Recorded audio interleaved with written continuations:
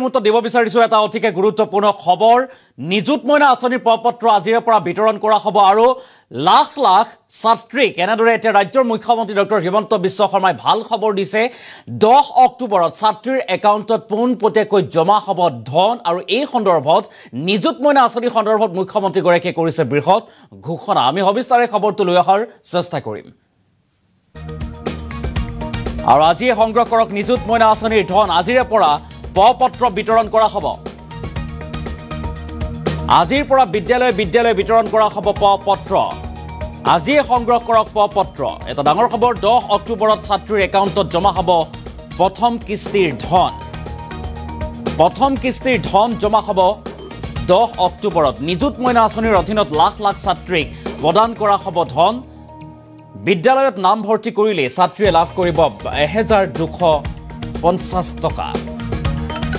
আৰু স্নাতক আৰু স্নাতকোত্তৰ ছাত্ৰীক প্ৰদান কৰা হ'ব ধন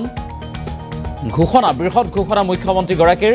ৰাজ্যৰ লাখ লাখ ভাগিনীক মুখ্যমন্ত্ৰীয়ে দিলে ভাল খবৰ মুখ্যমন্ত্ৰীগৰাকীয়ে কৈছে যে ভাগিনীহঁতৰ পঢ়াৰ দায়িত্ব মামাই ল'ব অৰ্থাৎ মই ল'ম এই কথা উল্লেখ কৰিছে মুখ্যমন্ত্ৰী ডক্টৰ হিমন্ত বিশ্ব শৰ্মাই আৰু আজি সংগ্ৰহ কৰক নিযুত মইনা আঁচনিৰ পত্ৰ আৰু আজিৰ পৰা বিদ্যালয় বিতৰণ কৰা হ'ব পত্ৰ এটা ডাঙৰ খবৰ এই মুহূৰ্তত জনোৱাৰ চেষ্টা কৰিছোঁ 10 অক্টোবৰত ছাত্ৰীৰ একাউণ্টত জমা হ'ব প্ৰথম কিস্তিৰ ধন জমা হ'ব 10 অক্টোবৰত আৰু নিযুত মইনা আঁচনিৰ অধীনত লাখ লাখ ছাত্ৰীক প্ৰদান কৰা হ'ব ধন চৰকাৰী ধন প্ৰদান কৰিব চৰকাৰে আৰু মুখ্যমন্ত্ৰীগৰাকীৰ এখন অভিলাষী আঁচনি আছিল যে ৰাজ্যৰ যিসকল ছাত্ৰী আছিল ছাত্ৰীসকলক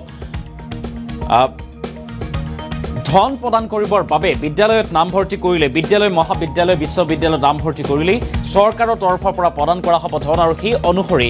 এনেদৰে এতিয়া মুখ্যমন্ত্ৰী ডক্টৰ হিমন্ত বিশ্ব শৰ্মাই বৃহৎ ঘোষণা কৰিছে যে 8 আগষ্টৰ পৰা আজিৰ দিনটোৰ পৰা পত্ৰ বিতৰণ কৰা হ'ব বিদ্যালয়ে আৰু তাৰ পাছতেই ছাত্ৰীসকলে এই পত্ৰ সংগ্ৰহ কৰি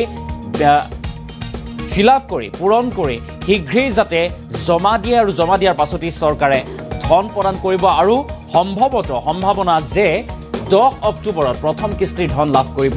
ছাত্ৰীসকলে মুখ্যমন্ত্ৰীগৰাকীয়ে এই সন্দৰ্ভত বৃহৎ ঘোষণা কৰিছে মন্তব্য আমাৰ হাতত আছে মুখ্যমন্ত্ৰীগৰাকীৰ মন্তব্য আমি আগবঢ়োৱাৰ চেষ্টা কৰিম পলাব নোৱাৰো চেষ্টা অব্যাহত থাকিব অহাকালি আৰু এটা আনন্দৰ দিন নিৰ্বাচনৰ সময়ত আমি বিভিন্ন জনৰ ঘৰত সমীক্ষা পত্ৰ পঠিয়াইছিলো যে আপোনাৰ ঘৰৰ ছোৱালীজনীয়ে এইবাৰ নতুনকৈ ফাৰ্ষ্ট ইয়াৰত এডমিশন ল'ব নেকি নিৰ্বাচনৰ সময়ত মই ফৰ্মখিনি এই কাৰণে পঠাইছিলো পৰীক্ষাৰ ৰিজাল্ট দিয়া নাছিল গাৰ্জেনসকল যাতে আশ্বস্ত হয় এইবাৰ ছোৱালীজনীৰ পঢ়াৰ দায়িত্ব মামাই ল'ব ছোৱালীজনীক কম বয়সতে বিয়া দিব নালাগে তাই মেট্ৰিক পাছ কৰিছে বিয়াৰ দৰা নিবিচাৰিব তাইৰ কাৰণে কলেজ এখন বিচাৰক হায়াৰ ছেকেণ্ডাৰী পাছ কৰিছে বিয়াৰ দৰা নিবিচাৰিব কলেজ এখন বাছক আজি সেই প্ৰতিশ্ৰুতি পালন কৰাৰ সময় আহি পৰিল অহাকালি আমি নিযুত মইনা আঁচনি আৰম্ভ কৰিম নিযুত মইনা মানে কি অৰ্থাৎ 10 লাখ মইনাক আমি এই আঁচনিখন দিম এই বছৰ প্ৰায় 3 লাখ অহা বছৰ 3 লাখ তাৰ পিছৰ বছৰ 3 লাখ 10 লাখ ছোৱালীক বা আমাৰ ভাগিনীক আমি এই আঁচনি দিম তাৰ পিছত এই আঁচনিখনৰ প্ৰভাৱ আমি বিশ্লেষণ কৰিম এই আঁচনিখনত কি পাব উচ্চতৰ মাধ্যমিক নাম যিসকলে প্ৰথম বৰ্ষত নাম ভৰ্তি কৰিছে তেওঁলোকে চৰকাৰৰ পৰা 1000 টকা পাব উচ্চতৰ মাধ্যমিক দ্বিতীয় বৰ্ষলৈ যেতিয়া উন্নত হ'ব তেতিয়াও পাব আৰু অহাবাৰ প্ৰথম বৰ্ষত যিসকলে নাম ভৰ্তি কৰিব তেওঁলোকেও পাব হায়াৰ ছেকেণ্ডাৰী পাছ কৰি যিসকলে ডিগ্ৰীত নাম ভৰ্তি কৰিলে তেওঁলোকে 1250 টকা পাব ছোৱালীসকলে পাব বিয়া হলে কিন্তু নাপাব বিয়া নোহোৱা থাকালৈকে পাব বিয়া হৈ গলেতো আঁচনিখনৰ অৰ্থই নাথাকিব বাল্য বিবাহটো হৈয়ে গ'ল কিন্তু বাল্য বিবাহ যাতে হ'ব নালাগে ছোৱালীজনী যাতে ঘৰৰ অৰ্থনৈতিকভাৱে বোজা হ'ব নালাগে তাৰ বাবে আমি 1250 টকা প্ৰতি মাহত দিম 10 মাহৰ বাবে 2 মাহ গৰম বন্ধ থাকে আৰু বিশ্ববিদ্যালয়ত যদি পঢ়ে 2500 টকা দিম প্ৰত্যেক মাহত অৱশ্যে বিশ্ববিদ্যালয় ছাত্ৰীগৰাকী বিবাহিত হলেও আমাৰ সমস্যা